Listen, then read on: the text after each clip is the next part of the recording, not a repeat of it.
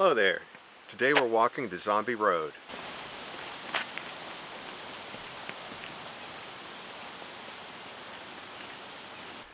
Zombie Road is 2.3 miles long and has 13 bridges. 13 bridges? Huh. Probably just a coincidence.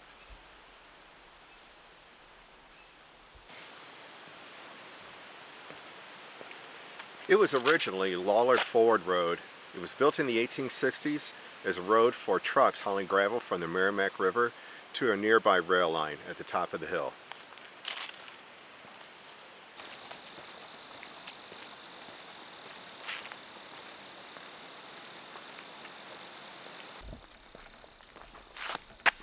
There were trucks in the 1860s? A railroad track also ran alongside this road.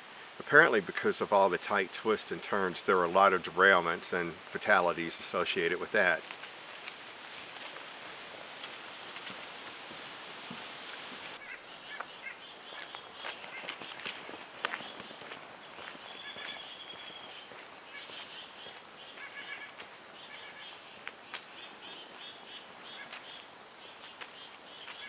So, how did it come to be called Zombie Road?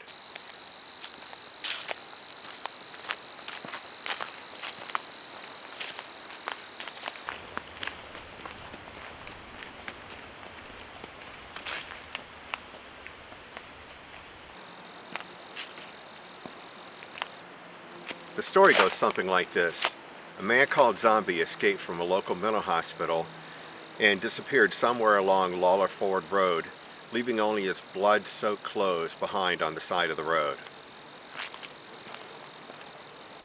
He lived in a nearby shack, and he would murder teens that parked along the road during the 1950s.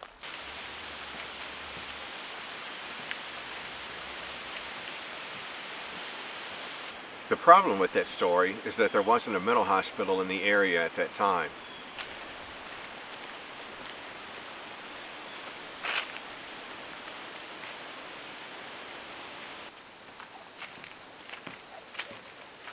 This was a teen party spot from the 50s through the 80s. I imagine that story was told to prevent some of that.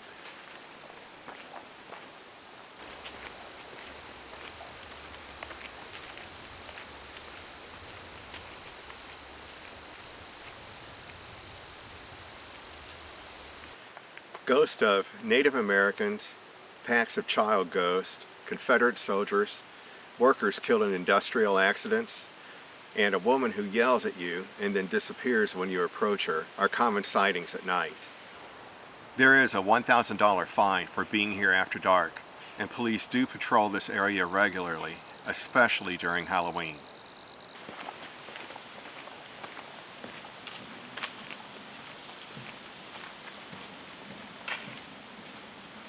There are also reports of spook lights, rocks being thrown at you, footsteps following you, and cold spots along the trail.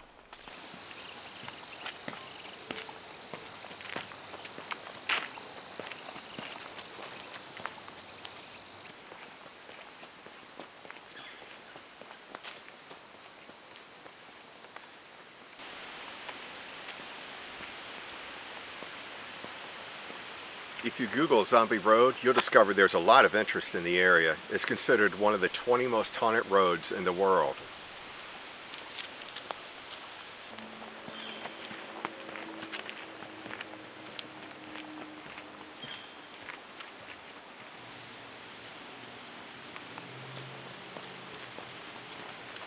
This road was used by the Army during the Civil War.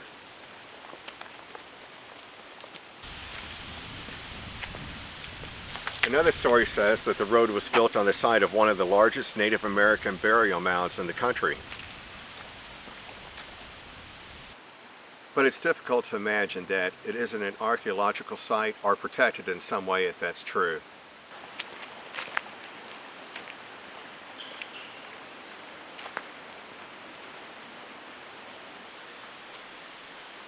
Another story is that there was a local orphanage run by sadists with a children's cemetery next to it, but that also didn't exist.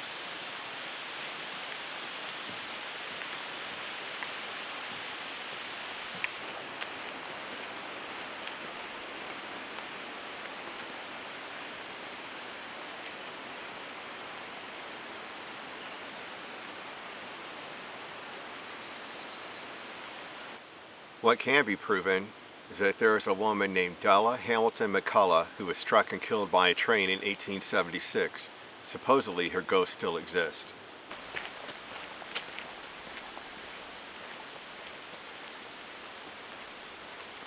In 2007, a Sci-Fi Channel documentary called Children of the Grave, made by the Booth Brothers and Spook Productions, was made here.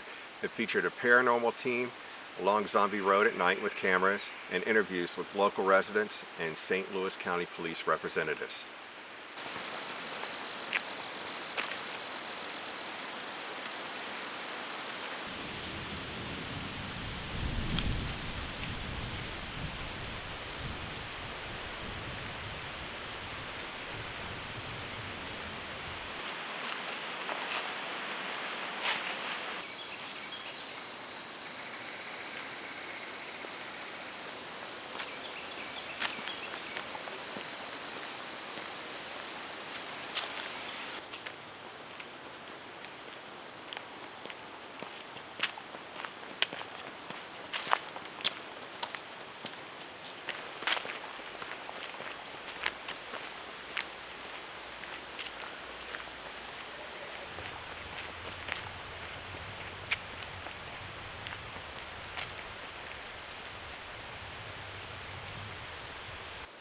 At the end of this road, along the beach at the Merrimack River, and a couple of miles east of here, primarily at the Sherman Beach area, are remnants of homes from the 1940s. They were kind of summer homes, and it was a resort area for St. Louisans to get away from the heat and pollution of the city during that time. It lasted till about the 1960s. You'll see foundations, some standing walls, and that's where the Screaming Woman is seen the most.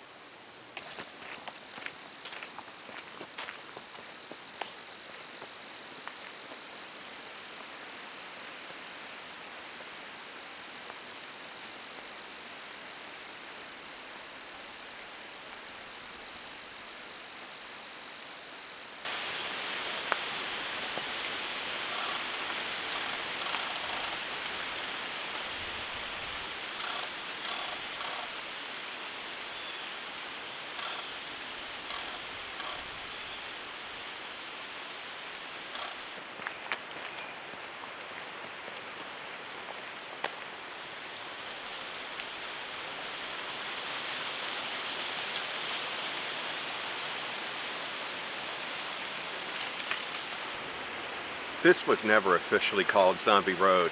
Today it's called the Rock Hollow Trail, and it's a part of the St. Louis Park System and the Merrimack Greenway.